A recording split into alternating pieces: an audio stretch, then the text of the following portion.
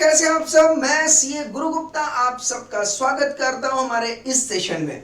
दोस्तों आज डिस्कस करने वाले हैं हम जो हमारा कॉन्सेप्ट है that is called as what contingent contract chapter number 7, right. जैसा कि हमने आपको बताया था कि जैसे जैसे चीजें आगे बढ़ती जाएंगी, ठीक है, हमें पीछे वाली चीजों को भूलना नहीं है बल्कि उसको साथ में लेके चलना है और नए नए कॉन्सेप्ट जो है वो याद करते रहने हैं। यस और नो? यस। तो दोस्तों जैसे कि हम स्टार्ट करें कंटिंजेंट कॉन्ट्रैक्ट, उससे पहले जो है अभी तक जो हमने रिवाइज किया हुआ है, जो पढ़ाई की हुई है, उसको एक बार फटाफट से जो है वो रिवाइज कर लेते हैं। तो चलिए आ जाइए स्टार्ट करते हैं दोस्तों। हमारा सेक्शन नंबर जो है 2H से स्टार्ट होता है दैट इज कॉन्ट्रैक्ट। देन इसके बाद आता है हमारे पास 2E that is agreement, 2B जो है that is what called as promise, 2A is called as what proposal, right. Yes.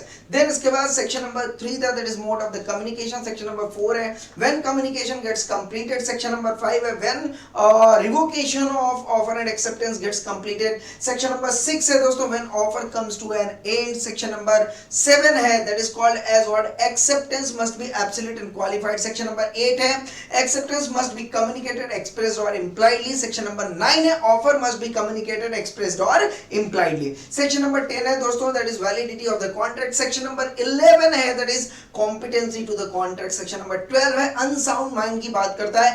section number 13 consent की बात करता है. section number 14 free consent की बात करता है और free consent तब आएगा जब section 15, 16, 17, 18, 19, 20, 21, 22 नहीं रहेंगे। यस और no?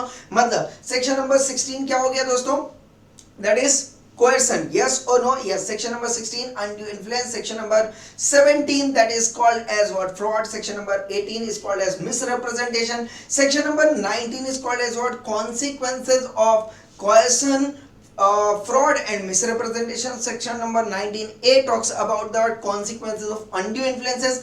section number 20 talks about mistakes. section number 21 and 22 consequences of mistake. section number 23 that is unlawful consideration. section number 24 unlawful consideration in parts. section number 25 that is agreement without consideration. Section number 26 जैसे हमने बताया था marriage की बात करेंगे, restraint of marriage, then restraint of trade. Section number 27, section number 28 is called as what? Legal proceedings, right. Section number 29 is called as what? Uncertainty and section number 30 is called as what? Wagering agreement. यहां तक हमने cover कर दिया था. तो अब गाड़ी हम बढ़ाते हैं दोस्तों सेक्शन नंबर 31 से और ये रहा आपका सेक्शन नंबर 31 जो कि है दोस्तों कंटिंजेंट कॉन्ट्रैक्ट. अब चलिए आ जाइए इसको हम लिंक कैसे करते हैं. कंटिंजेंट कॉन्ट्रैक्ट कहां से लिंक होगा, कहां से इसकी गाड़ी आगे बढ़ानी है, ये हम बात करेंगे. तो दोस्तों एक एग्जांपल हम पहले पुराना वाला लेते हैं कि मिस्टर ए है and mister A wants to sell his car. Want to sell his car जैसा हमने पहले बताया था, want to sell his car rupees what? Suppose 5 lakhs. Yes और नो? तो चूंकि यहां पे दो पार्टीज भी है, ऑफर भी है, कंसिडरेशन भी है और इधर एक्सेप्टेंस भी है. बोलो हाँ या ना?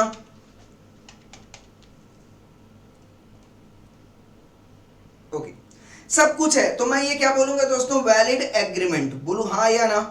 Valid agreement, right. और इसमें आप सेक्शन नंबर 10 लगा दो. That is called as what? Valid contract. बोलो हाँ या ना? Yes, valid contract. तो all agreements are contract if there is free consent, there is certainty, there is what?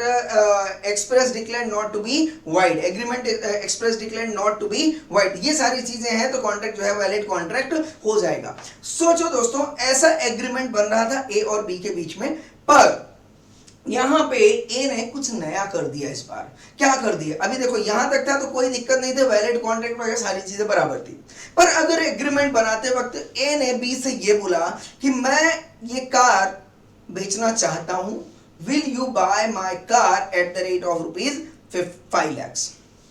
बोले yes I will buy your car at the rate of rupees 5 lakhs. यहां तो कोई दिक्कत नहीं है. बट ये बोला बट मेरी एक शर्त है. ये क्या बोलता है? ए मेरी एक शर्त है, I am having a condition. What condition is that? बोलता है कि मैं कार तब तक नहीं बेचूंगा जब तक सी मर नहीं जाता है. बोले सर ये कैसा कंडीशन है? बोले बहुत सिंपल सा कंडीशन है, समझो यार बात को. सी की कार थी, सी ने ए को बेचा था। से सपोज एक कहानी बना रहा हूं मैं, कहानी को समझते चलेगा। सी की कार थी, सी ने ए को बेचा, बट सी ने ए को बेचा तो बेचा, कोई दिक्कत नहीं था, बट सी ने emotionally, you know that humanity को फॉलो रखते एक रिक्वेस्ट की ए से, बोले एक रिक्वेस्ट है, चूंकि आपके पास टाइटल है, सारी चीजें हैं, आप आगे कार को बेच सकते हो, मेरा कोई भी लीगल राइट नहीं बनता, बट एक इमोशनल कनेक्शन है मेरा कार से, और मैं चाहूंगा, आपसे रिक्वेस्ट कर रहा हूं कि जब तक मैं मर नहीं जाता इस कार को आप किसी और को मत बेचना। ए ने भी भावुकता में बोला ठीक है, कोई दिक्कत नहीं, जब तक आप जिंदा रहोगे कार मैं ही यूज करूंगा, आपके सामने यूज करूंगा, मैं आपके आसपास हूं तो मैं कार को आपसे दूर नहीं जाने दूंगा, ये मेरा प्रॉमिस है, वादा है। ऐसा उसने बोल दिया emotionally, you know that love and affection, out of that उसने ये बोल दिया। ओके, तो जब ए ने बी को कार बेचना चाहा तो, बट ए ने वही शर्त जो है बी के सामने रख दी कि C unless C is live, right, I will not sell this car. It means indirectly what I am saying that I will sell this car at the rate of rupees 5 lakhs only after death of C. Only after death of C. Now try and understand. अब अगर मैं ऐसा कुछ clause agreement में रख देता हूं तो बताइए जरा, क्या एग्रीमेंट मेरा, ये जो एग्रीमेंट है, क्या मेरा एग्रीमेंट वैलिड रहेगा या वाइड हो जाएगा? क्या लगता है आपको दोस्तों? दो चीजें, मेरी बात ध्यान से समझिएगा। नंबर वन, पहले मैं बोल रहा हूं एग्रीमेंट वैलिड होगा या एग्रीमेंट वाइड हो जाएगा।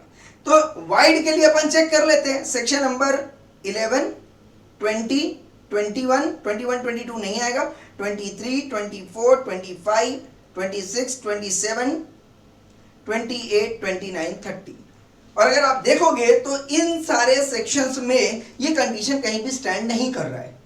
कॉम्पिटेंट पार्टी है 11 बराबर है, मिस्टेक नहीं है 20 बराबर है, अनलॉफुल कंसिडरेशन नहीं है या एग्रीमेंट विदाउट कंसिडरेशन नहीं है, इसलिए 23, 24, 25 बराबर है, 26 रिस्ट्रेंट ऑफ मैरिज नहीं है, 27 रिस्ट्रेंट ऑफ ट्रेड नहीं है, 28 रिस्ट्रेंट ऑफ लीगल प्रोसीडिंग नहीं है, 29 अनसर्टेनिटी नहीं है। अनसर्टेनिटी है क्या कहीं? नहीं, अनसर्टेनिटी नहीं है। जो कार की बात हो रही है उसी कार की बात हो रही है, क्वालिटी पे बात हो रही है, क्वांटिटी पे बात हो रही है, कलर पे बात हो रही है, सब कुछ सर्टेन है, तो सर्टेनिटी की बात नहीं है, राइट। एंड 30, कोई वैगरिंग एग्रीमेंट है क्या?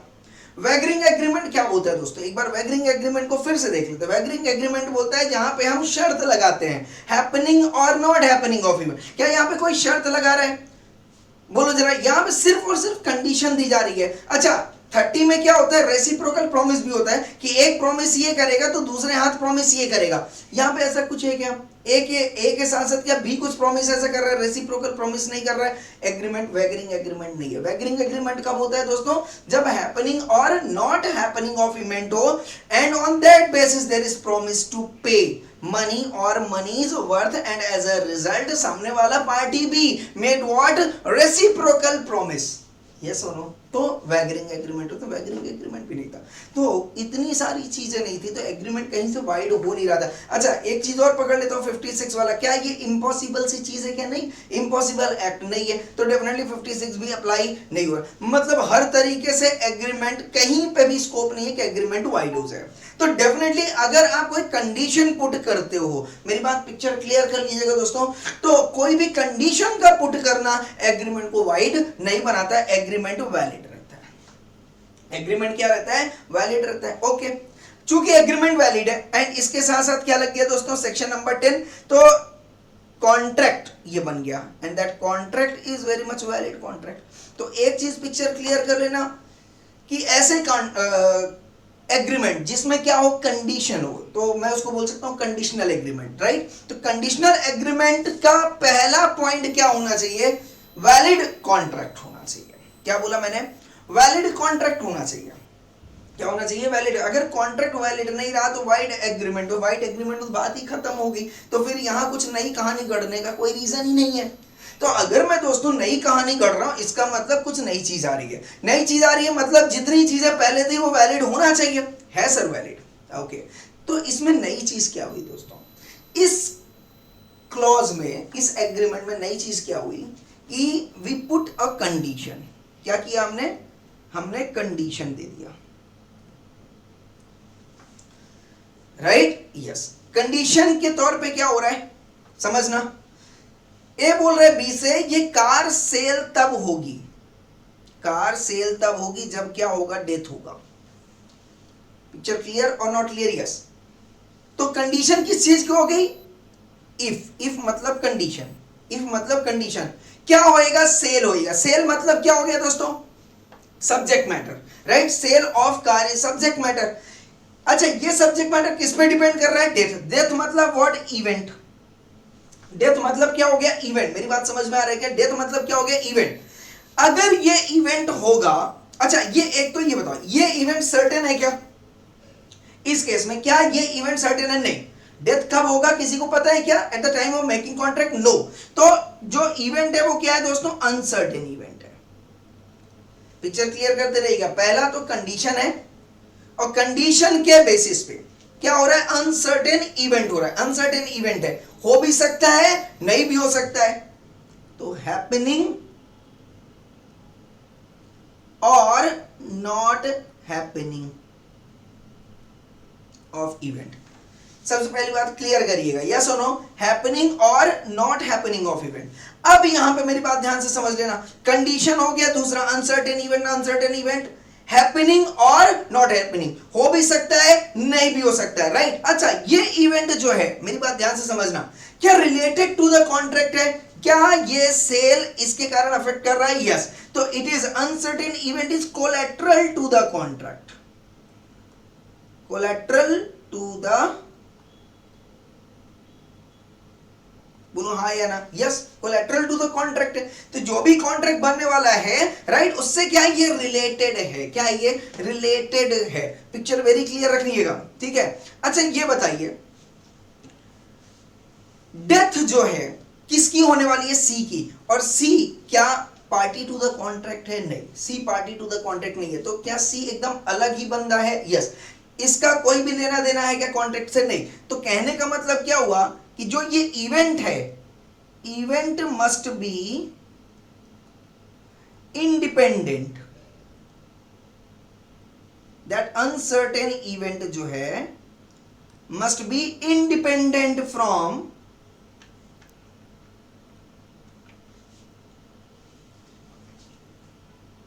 सब्जेक्ट मैटर ऑफ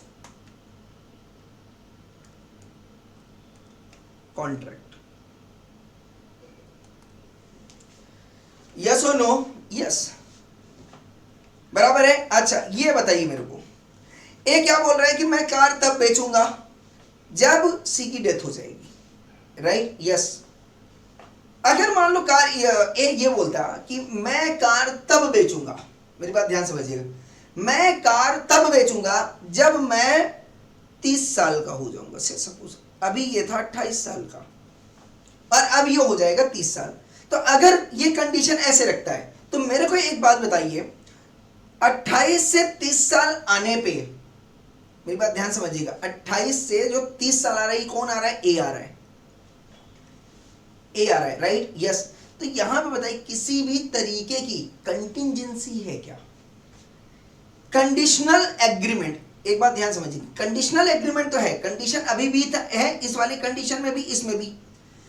पर अब अगर मैं ये बोलता हूं ए 28 एंड 30, 28 ईयर्स का, अभी ये बोलते हैं 30 साल का, तो एक बात बताओ, इसमें कोई रोक सकता है कि इसको 28 से 30 आने में, नहीं, कोई भी रोक नहीं सकता, मेरी बात ध्यान से समझिएगा। बट जब मैं बोल रहा हूं सी के डेथ के बारे में, क्या बोल रहा हूं मैं, सी के डेथ के बारे में, तो सी का जो डेथ है, क्या ए और बी जो कॉन्ट्रैक्ट कर रही है टोटली इंडिपेंडेंट है, yes, this is totally independent. But A का 28 से 30 पे आना एंड देन कार को सेल करना, कंडीशन तो है, पर क्या ये कंटिंजेंट है, कंटिंजेंट मतलब जो कि कॉन्ट्रैक्ट से लेना देना ना हो, इंडिपेंडेंट, क्या ये इंडिपेंडेंट है, नहीं, इंडिपेंडेंट नहीं, कंटिंजेंट नहीं है।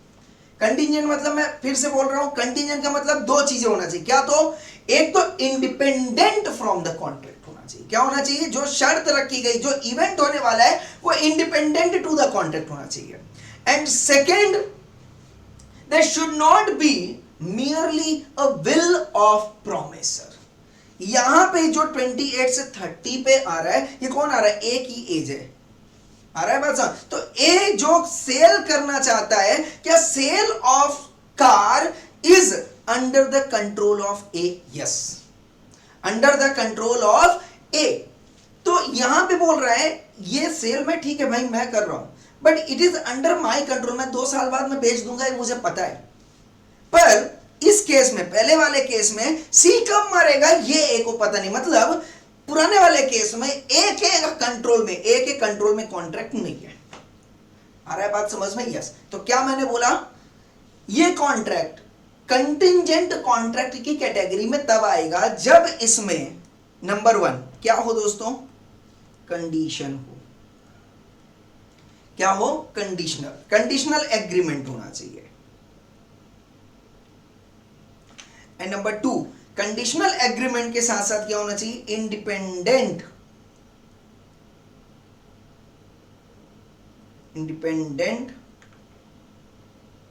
दैट इवेंट, कौन सा event? Uncertain event. Uncertain event must be independent from contract. Picture clear कर लीजिए। हर एक कंडीशन का होना कॉन्ट्रैक्ट को कंटिंजेंट कॉन्ट्रैक्ट नहीं बनाता। तो कंटिंजेंट कॉन्ट्रैक्ट कब बनेगा दोस्तों? देखिएगा जरा फटाफट से। अब अगर कॉन्सेप्ट समझ में आ जाए, यस, कंटिंजेंट कॉन्ट्रैक्ट कब बनता है? It is a contract to do, मतलब पॉजिटिव असर्शन, कुछ करना है, या नॉट टू डू, कुछ नहीं करना है, दैट समथिंग, कुछ करना है कि कुछ नहीं करना है। इफ सम इवेंट मतलब डेथ वाला case, collateral to such contract, इस कॉन्ट्रैक्ट से क्या हो दोस्तों? कोलेट्रल टू सच कॉन्ट्रैक्ट मतलब related to contract but independent. But independent, ये बहुत इंपॉर्टेंट है। ये अगर कॉन्सेप्ट आप समझोगे बहुत इंपॉर्टेंट है, इसमें बहुत सारी चीजें आने वाली। अच्छा, अब इसमें 2 चीजें बोल रहा है, कॉन्ट्रैक्ट करने का या कॉन्ट्रैक्ट ना करने का, पर किसकी वजह से? Some event which is collateral to such contract, और वो इवेंट हो भी सकता है, नहीं भी हो सकता है। मतलब यहां पे 4 सिचुएशन बन रही है। Number 1, contract to do. अगर मैं कॉन्ट्रैक्ट टू डू मतलब इसकी बात कर रहा हूं, नॉट टू डू की भी बात नहीं कर रहा, टू डू मतलब अगर मैं ये बोलता हूं कि सपोज एग्जांपल के केस में, एग्जांपल है कि yes,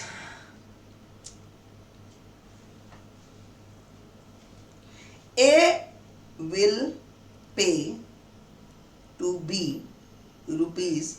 ₹5,000 if house is burnt।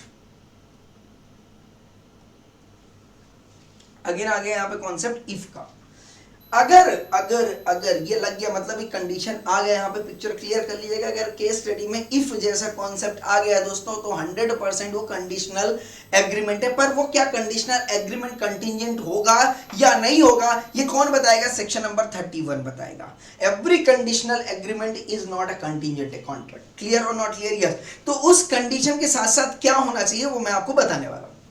ये बोलता है, जैसे मैंने ए ने बी को बोला कि मैं तुमको पे कर दूंगा if house is burn. Now A B को पे करेगा 5,000 रुपए। ये एक क्या है? कॉन्ट्रैक्ट टू डू है कि मैं ऐसा करूंगा, but that payment is dependent, is related to some uncertain event. And what is that event? Burning of house. अब हाउस में आग लग भी सकती है, मकान जल भी सकता है, मकान नहीं भी जल सकता है। क्लियर और नॉट क्लियर? यस और नो? यस।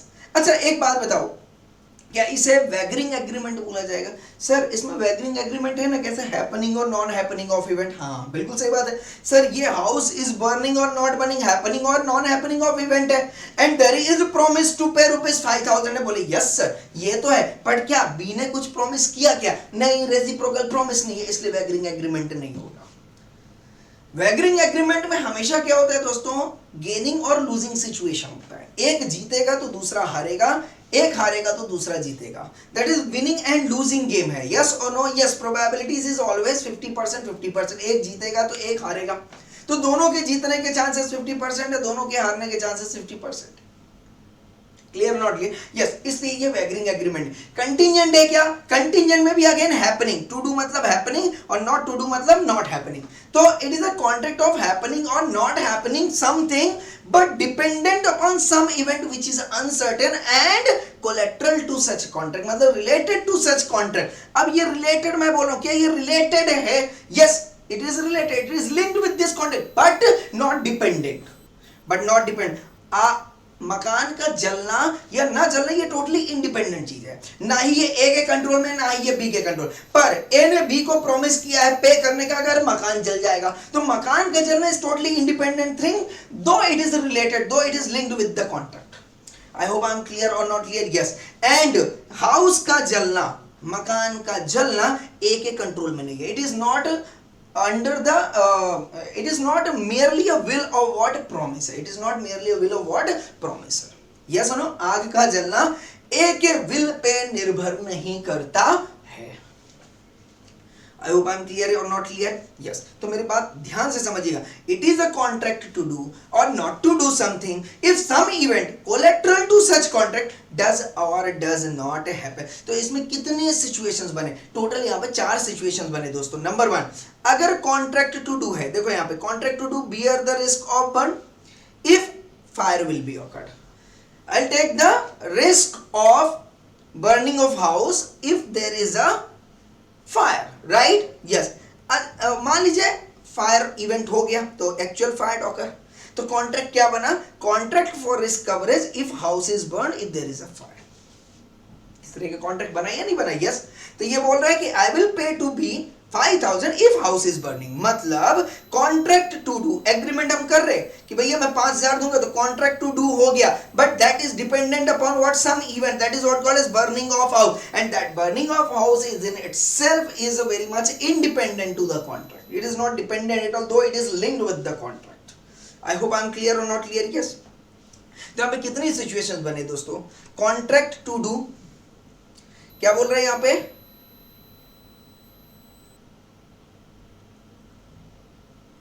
यस। देखिए, यस, पहला बोलते हैं कुछ करेंगे अपन, पॉजिटिवली बोल रहे हैं। कब करेंगे? जब इवेंट हैपन होगा, इवेंट होगा, आग लगेगी तभी पे करेंगे। एक ये कॉन्ट्रैक्ट बन गया क्या? Contingent contract. दूसरा कॉन्ट्रैक्ट क्या बनते हैं कंटीजेंट कॉन्ट्रैक्ट में? Contract to do, contract to do but event does not happen. तो जब इवेंट नहीं होगा तब मैं पे करूंगा। तो मैंने ये बोला कि मैं तुमको 5000 रुपए पे करूंगा अगर इस मकान में आग नहीं लगेगी, ये भी कंटीजेंट कॉन्ट्रैक्ट है। तो कंटीजेंट कॉन्ट्रैक्ट कितने तरीके से हो रहा है कि मैं तुमको पे करूंगा अगर आग लग गई, पहला वाला पॉइंट हो गया। क्लियर? कंडीशन है, इंडिपेंडेंट भी है, यस और नो, और प्रॉमिस टू पे भी हो रहा है यहाँ पे, यस। दूसरा बोल रहा है contract to do, event not happening. तीसरा contract not to do, event happened. क्या बोला? मैं 5000 नहीं दूंगा अगर आग लग गया, और ये बोल रहा है मैं 5000 नहीं दूंगा अगर आग नहीं लगी। 4 तरीके से मैं इसी को बोल सकता हूं। Clear not clear? एंड ये चारों चीजें किस में कवर्ड हो जाएंगी दोस्तों? कंटीजेंट कॉन्ट्रैक्ट में। आई होप आई एम क्लियर और नॉट क्लियर? यस और नो? यस। बहुत बढ़िया। अगर ये चीज समझ में आई हो दोस्तों तो देखो यहाँ पे लिखा है A contract to pay to B ₹10,000 if B's house is burned. This is a contingent contract. Why? Why it is a contingent contract? Number 1, it is a condition. There is a conditional agreement. ये आपको पकड़ना है exam में जब question आएगा। Number 2, house is burned. That is uncertain event. Number 3, that uncertain event is collateral to the contract. मतलब linked के साथ साथ क्या होना चाहिए? इंडिपेंडेंट होना चाहिए। Okay, clear? Yes.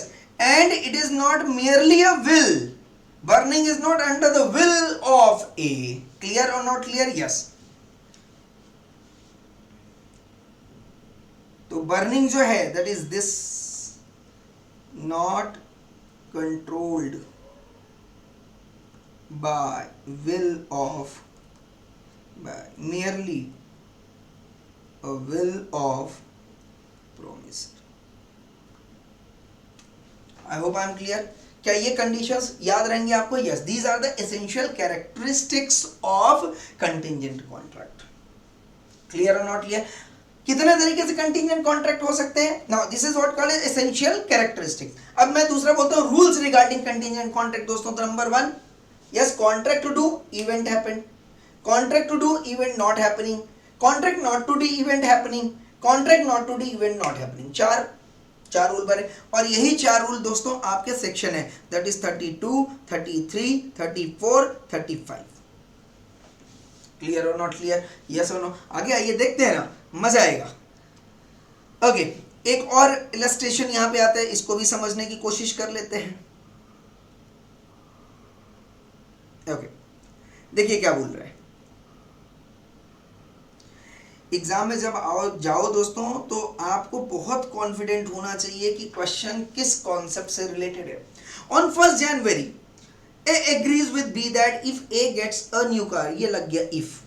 Picture clear कर लेना. अगर आपको क्वेश्चन में if दिख गया, समझ लेना कंडीशनल एग्रीमेंट है. Clear? Yes. On 1 Jain A agrees with B. अच्छा, ये वैगरिंग भी हो सकता है. मेरी बात है, if जो है वैगरिंग में भी लगे. if rains, if it is raining then I will pay, promise to pay. याद आ रहा है? यस. तो वैगरिंग में भी if लगेगा, बट if के साथ साथ अगर कंटिंजेंट कॉन्ट्रैक्ट वाली कंडीशन चल रही तो ही कंटिंजेंट कॉन्ट्रैक्ट होगा. Otherwise if there is a reciprocal agreement, right, condition के साथ अगर रेसिप्रोकल एग्रीमेंट है और वहां पे विनिंग एंड लूजिंग की प्रोबेबिलिटीज बन रही है, गारंटेड जो है वो वैगरिंग एग्रीमेंट हो जाएगा. आई hope I am clear. Yes. तो on 1st Jan A agrees with B that if A gets a new car by 13th Jan, he will sell his old car to him for ₹40,000. Whether it is a contingent contract. Now अब मेरी बात ध्यान से समझना. Subject matter क्या है दोस्तों? Old car को बेचना. And that subject matter is dependent upon what? If A gets a new car. और A agrees with B that if A gets a new car, right? देखिए यहाँ पे A agrees with B that if A gets a new car by 13th Jan, he will sell his old car to him for ₹40,000. तो यहाँ पे बोला it is a contingent contract as the performance of A's promise depends upon his getting a new car. So if he gets the new car, he shall perform the contract, otherwise not. तो नई car अगर उसको मिलती है, वो नहीं purchase कर रहा. अगर यहाँ पे ये लिखा होता on 1st Jan A agrees with B that if A buy a new car by 13th Jan he will sell his old car, then definitely it is not an that is contingent contract. Reason? क्योंकि A he by कर रहा है. मेरी बात ध्यान समझना. A he by कर रहा है नई कार को, तो वो जो सम इवेंट है, वो जो अनसर्टेन इवेंट है, it is under the control of will of promisor. इसलिए वो कंटिंजेंट कॉन्ट्रैक्ट नहीं होता दोस्तों. I hope I am clear. Yes. But यहाँ पे क्या लिखा? If A gets a new car. अगर ए को नई कार मिलती है, वो देने वाला कौन है? That is a totally different person, not control under the will of what? A. I hope I am clear. Yes. देखिएगा, तो अब यहाँ पे कंटिंजेंट कॉन्ट्रैक्ट के एसेंशियल एलिमेंट्स क्या क्या हो जाएंगे दोस्तों? Number 1 is a valid contract होना चाहिए. Number 2, performance of the contract must be conditional. Very very important, condition होना ही चाहिए. That is performance. मतलब जैसे यहाँ पे बोला sale of car, sale of old car depends upon the happening और non happening in future of some event, that is uncertain event. जो future में होने वाला है वो होगा, ये 100% गारंटेड नहीं है, तो there is uncertainty. So that event must be uncertain. 100% की गारंटी नहीं होगी वहां पे. And that event must be collateral to the contract. That is incidental तो रहेगा, बट उसके साथ साथ इंडिपेंडेंसी भी होनी चाहिए. मैंने बोला था यस, कोलैटरल का मतलब इंसिडेंटल प्लस इंडिपेंडेंसी दोनों भी रहनी चाहिए. And that contingent event should not be a मियर will of the promisor. Promisor के हिसाब से वो जो अनसर्टेन इवेंट है वो कंट्रोल नहीं होना चाहिए. Promisor should not control that uncertain event which is incidental to the contract. I hope I am clear. Yes. Okay, great. So पहला हो गया, there must be a valid contract, मतलब under section 10 की जो condition है पूरी satisfy होनी चाहिए. Performance of contract must be conditional. बिल्कुल, तो totally depend upon what? Future event. Clear है? यस. तो मस्ट डिपेंड अपॉन हैपनिंग और नॉन हैपनिंग. तो there is a probability of what happening और non happening of uncertain event. तीसरा हो गया event must be uncertain. Okay, event must be collateral to the contract. मतलब the uncertain event must not form a part of consideration of contract. It means that future event should be independent to the contract. Clear और not clear? Yes. और इसी को indirectly मैं बोल सकता हूं कि that event should not be under the control of the will of what promisor. जैसे एग्जांपल इसी को मैं बोल रहा हूं, देखिएगा, इसी को मैं इंडिपेंडेंसी की बात कर रहा हूं. That uncertain event must be independent होना चाहिए. कैसे? A agree to purchase B horse. A ने बोला बी के हॉर्स को परचेज करने का बात किया 2000 रुपए में. If the horse proved lucky. तो अब ये जो लकी वाला पार्ट है, कौन लकी? हॉर्स. यही हॉर्स, अगर हॉर्स लकी होगा तो वो बी के हॉर्स को परचेज करेगा, राइट? तो ये जो लकी ऑफ हॉर्स है that is under the will of what A. A को लगेगा कि लकी है तो ही वो लेगा. तो ये कंटीजेंसी कहाँ हुई? ये तो डिपेंड अपॉन ए हो गया ना. ए को लग रहा है तो ले रहा है, तो कंटीजेंसी आई कहां से? कंटीजेंसी क्या होता? अरे बाप रे, ये चीज होगी या नहीं होगी ना, ये ए के कंट्रोल में ना बी के कंट्रोल में. अच्छा, बी का हॉर्स लकी है या नहीं है, अगर ये ए डिसाइड कर रहा है तो फिर ये कंटीजेंट कॉन्ट्रैक्ट नहीं है. बट अगर ए बी का हॉर्स लकी है या नहीं है ये सी डिसाइड करेगा, neither A nor B, definitely जो है ये क्या हो जाएगा? Contingent contract. I hope I am clear और not clear? Yes. So no, since luck of the horse is directly connected with the contract, this contract is uncertain contract, hence void. No contingent contract. I hope I am clear or not clear? Yes. Clear or not clear? Lucky है या नहीं है? क्या होगा? Uncertain. और uncertainty के because of क्या हो जाएगा? Agreement void हो जाएगा. Agreement क्या हो जाएगा दोस्तों? Void हो जाएगा. Clear? Yes. Great. Next point. Okay. Example 2 where A agrees to deliver 100 bags of wheat and B agrees to pay the price only afterwards. Okay. A बोल रहा है B से कि ये 100 bags of wheat जो है B को provide कर. B agrees to pay the price. ये B बोल रहा है कि मैं इसकी प्राइस पे कर दूंगा afterwards. The contract is a conditional contract and not contingent. क्या बोल रहा है? Where A agrees to deliver 100 bags of wheat and B agrees to pay the price only afterwards. Only afterwards. B ने बोला कि जब आप मेरे को 100 bags of wheat दोगे उसके बाद ही मैं जो है प्राइस पे करूंगा. कंडीशन क्या बोला? कि अगर आप मेरे को व्हीट डिलीवर नहीं करोगे तो मैं प्राइस भी पे नहीं करूंगा. तो यहाँ पे कंडीशन क्या बन गई कि पहले आप व्हीट डिलीवर करो देन मैं प्राइस पे करूंगा. ओके, तो कंडीशन तो है यहाँ पे, पर क्या कंटीजेंसी है क्या? क्या आपको लगता है कुछ यहाँ पे अनसर्टेन इवेंट है? नहीं. यहाँ पे बोल रहा है सबसे पहले आप कर दो तो मैं कर दूंगा. यहाँ पे कुछ अनसर्टेन इवेंट नहीं है, अनसर्टेनिटी नहीं. अनसर्टेनिटी और सब्जेक्ट मैटर तो एग्रीमेंट को वाइड कर देगा. अनसर्टेनिटी ऑफ सब्जेक्ट मैटर की बात नहीं कर रहा, अनसर्टेनिटी ऑफ इवेंट की बात कर. तो ना ही यहाँ पे अनसर्टेनिटी ऑफ सब्जेक्ट मैटर, इसलिए कॉन्ट्रैक्ट वैलिड है. और चूंकि यहाँ पे अनसर्टेन इवेंट नहीं है, अनसर्टेन इंडिपेंडेंट इवेंट नहीं है, इसलिए कंटीजेंट कॉन्ट्रैक्ट भी नहीं. But it is just merely a conditional contract. मैंने बोला था कि हर एक कंडीशनल कॉन्ट्रैक्ट जो है वो एग्रीमेंट कंटीजेंट कॉन्ट्रैक्ट नहीं होगा, because the event on which बीज obligation is made to depend is a part of the promise itself and not a collateral event. ये कोई अनसर्टेन इवेंट नहीं है, it is just a part of the consideration कि first you deliver it and then I will pay. I hope I am clear. Yes. Similarly, where A is promised to be 1 lakh if he marries C. क्या बोल रहा है यहाँ पे देखो, A ने बोला B को कि I will pay you 1 lakh rupees if he marries C. अब ये जो मैरिज है, ठीक है, ये कंडीशन भी हो गई और ये अनसर्टेन इवेंट भी है. ये शादी करेगा या नहीं करेगा, अनसर्टेन इवेंट है. बट ये जो अनसर्टेन इवेंट है it is under the control of promisor. Since it is under the, क्योंकि ए ही शादी कर रहा है, तो शादी करना या ना करना ए के हाथ में, यस और नो. तो यस, तो दो it is uncertain event but since it is under the control of the will of promisor it does not make the contract contingent. But अगर यही होता कि बी सी को शादी करने वाला है, मेरी बात ध्यान समझ, अगर ए की जगह पे क्या बोलता, ए बी को 1 लाख रुपए देगा अगर बी सी से शादी कर लेता है, तो बी सी से शादी करेगा या नहीं करेगा, it is not under the control of the will of promisor, it is under the control of the will of what, promisee. Yes और नो? तो प्रॉमिस करने वाले के कंट्रोल में नहीं होना चाहिए अनसर्टेन इवेंट, बाकी किसी के भी कंट्रोल में हो वो चलेगा। तो अगर बी की बात होती तो कंटिजेंट कॉन्ट्रैक्ट होता, यहाँ पे ए की बात है तो वो कंटिजेंट कॉन्ट्रैक्ट नहीं होगा। आई hope I am clear. Yes, very good. Last point मैं यहाँ पे एक्सप्लेन कर रहा हूं, ये कॉन्सेप्ट को समझना बहुत जरूरी है दोस्तों, राइट? यस। नाउ यहां पे आप देखिए, A agree to construct a swimming pool for B. A ने बी के लिए क्या बनाया? एक स्विमिंग पूल बनाया, okay, for 2 lakhs and B agree to make the payment only on the completion of the swimming pool. वो बोला कि भैया आगे जब आपका जो है ये स्विमिंग पूल कंप्लीट हो जाएगा तब मैं पेमेंट करूंगा। तो क्या ये कंटीजेंट कॉन्ट्रैक्ट नहीं? It is just a part of consideration only.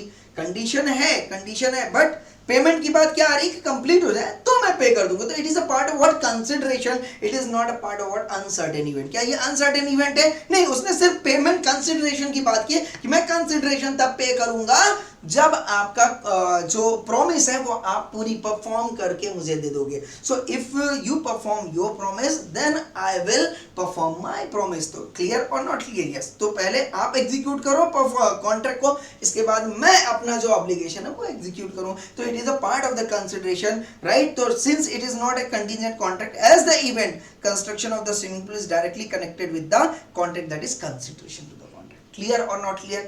Yes. Yes.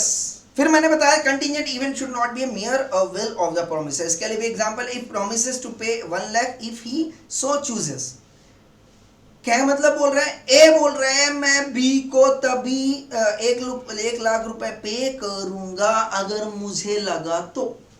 If he so chooses, अगर ए को लगा तो वो 1 लाख रुपए पे करेगा। तो उसको लगना, ए का लगना ए के कंट्रोल में है, प्रॉमिसर के कंट्रोल में है, मियर विल ऑफ द प्रॉमिसर। इसलिए ये जो प्रॉमिस है ये क्या है?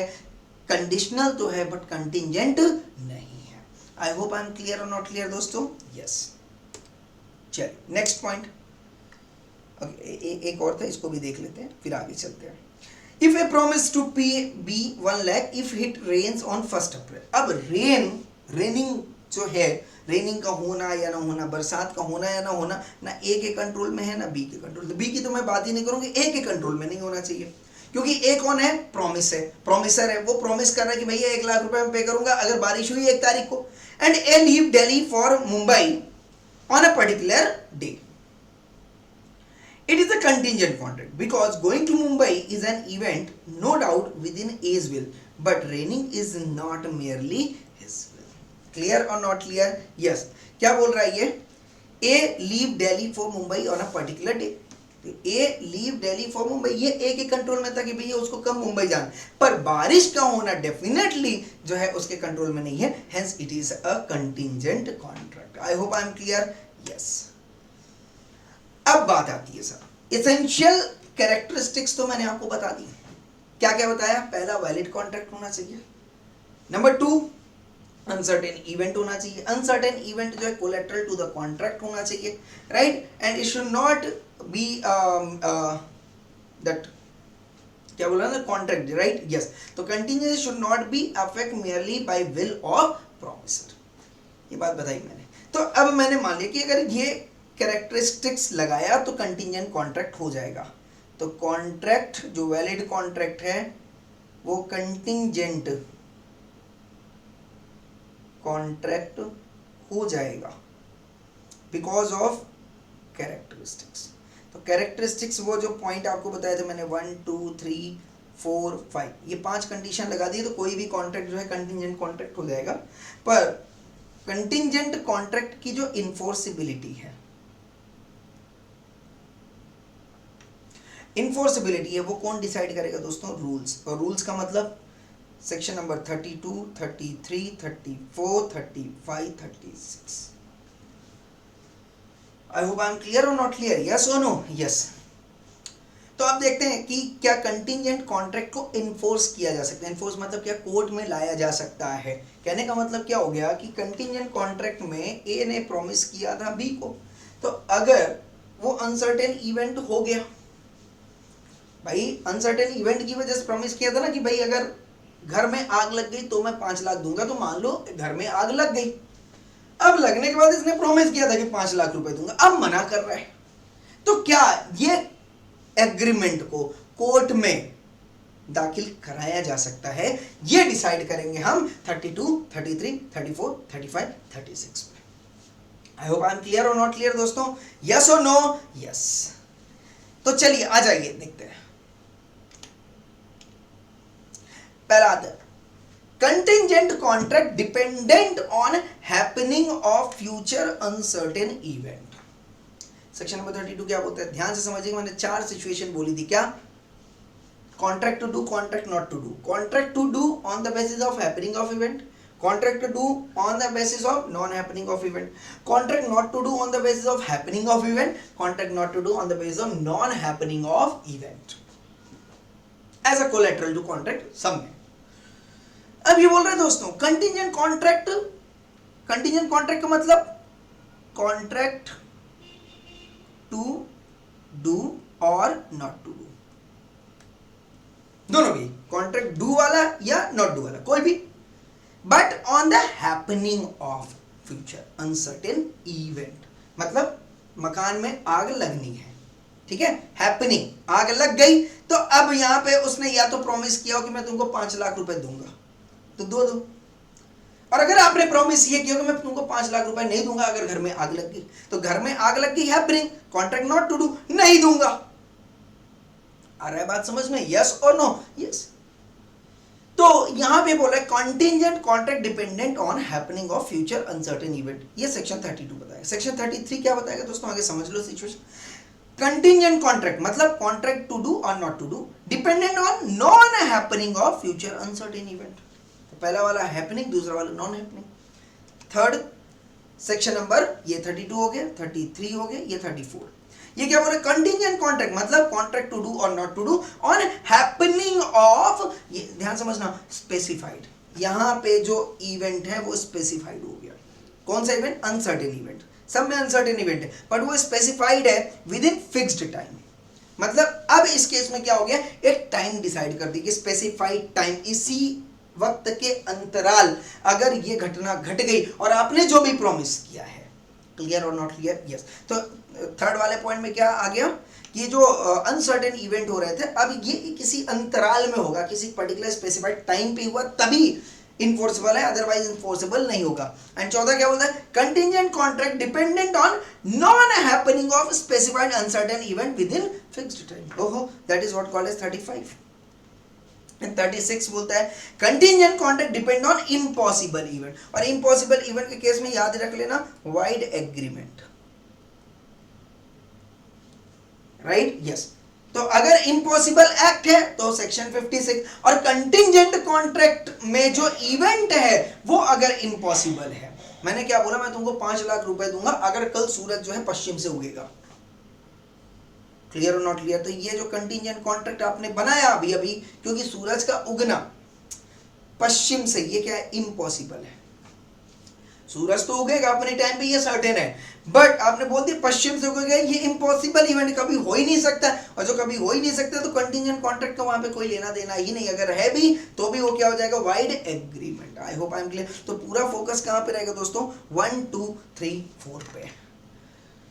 क्लियर और नॉट क्लियर? यस। तो यहाँ पे ये सेशन को मैं यहीं पे स्टॉप करता हूँ। ये जितना मैंने पढ़ा है एक बार अब आप अच्छे से जाके राइट बुक स्टडी कर लीजिएगा, उससे रिलेटेड जो भी छोटे छोटे केस स्टडी आपके एग्जाम्पल के तौर पे आईसीआई मॉड्यूल में या आपके अपने नोट्स में, उसको अब आप पढ़ लीजिएगा, और अब आप देखिएगा कि कॉन्फिडेंस आया कंटिंजेंट कॉन्ट्रैक्ट में या नहीं आया, ठीक है? और इसी के साथ जैसे ही हो जाएगा नेक्स्ट सेशन पे अपन अब rules regarding enforcement of contingent contract discuss करेंगे, और उसी के साथ हम केस स्टडी डिस्कस करके इस चैप्टर को खत्म करेंगे। क्लियर?